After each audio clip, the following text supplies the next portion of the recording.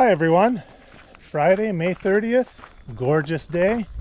As you can see, blue sky, not much wind. Late morning, it's already about 13-14 degrees, supposed to get up to about 20 today, which is super.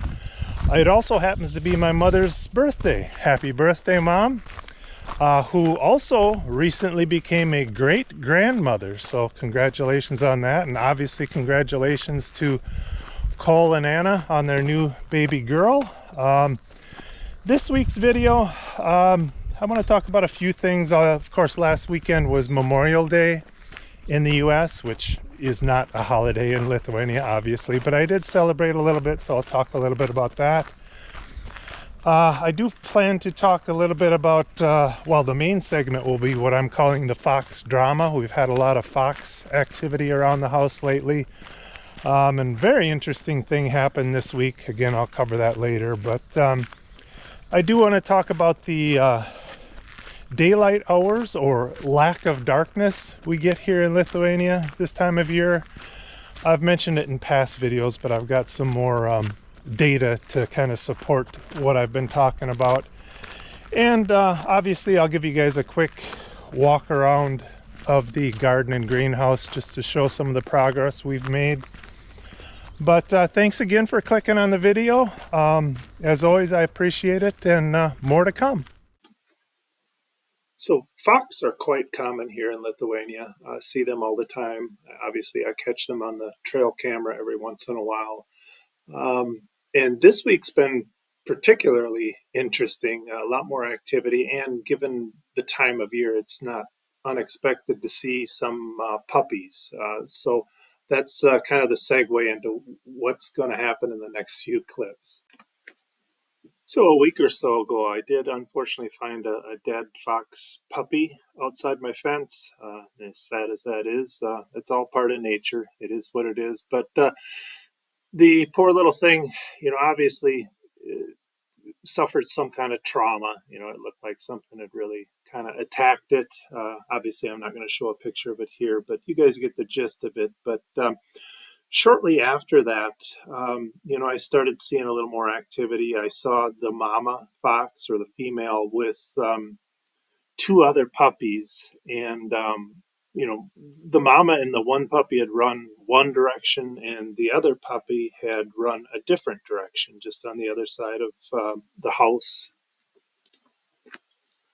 Well, shortly after that, I did review my trail camera and happened to see a fox carrying something obviously dead in its mouth. At first, I thought that it was a rabbit or something that it had killed, but then I put one and one together and kind of started thinking, well, it was probably that dead puppy that I had found. And the other thing I'll point out is the fox that's carrying whatever it is in its mouth is definitely not the female or the mother fox.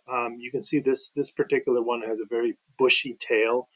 The mother fox doesn't have a very bushy tail. Maybe it's got a touch of mange or something, but they're definitely two different fox.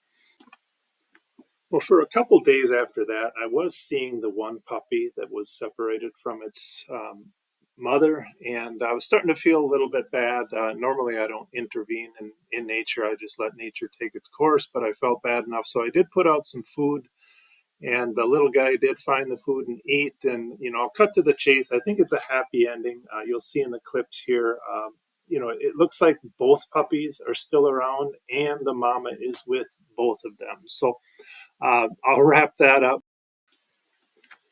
So this past Monday was Memorial Day in the US. I did put out the US flag and have a cookout.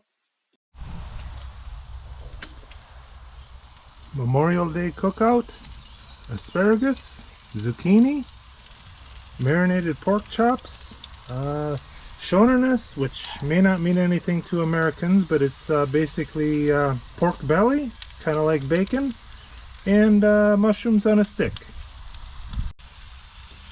Things are coming along. It's a bit hard to manage multiple different kinds of food that cook at different temperatures. But I think it's about ready to eat. Bon appetit. So you might be asking, what do we do with all the asparagus we grow?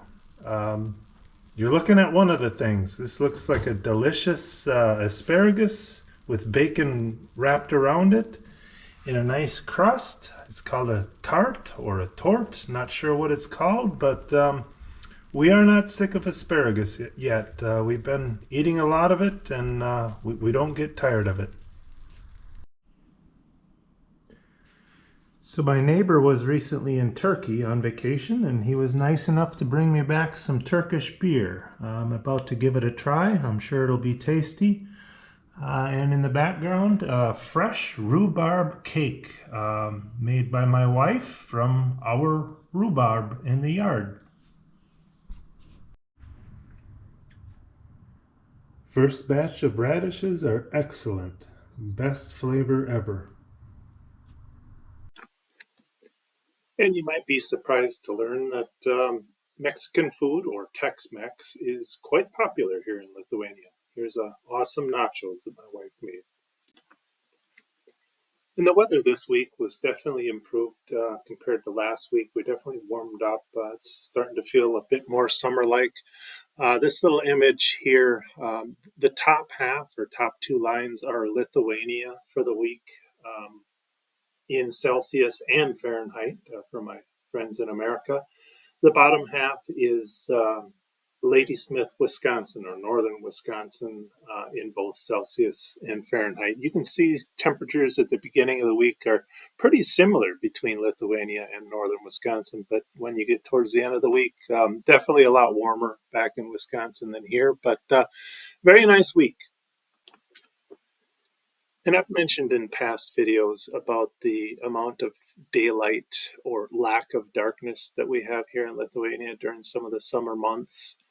And, you know, by no means is it anything like they get in Alaska or Finland or Norway, where they have what they call the midnight sun. But it's definitely different than what I was used to in Wisconsin or northern Wisconsin. I've thrown a graphic into the video here. The top half shows, a visual of what happens here in Lithuania in late May.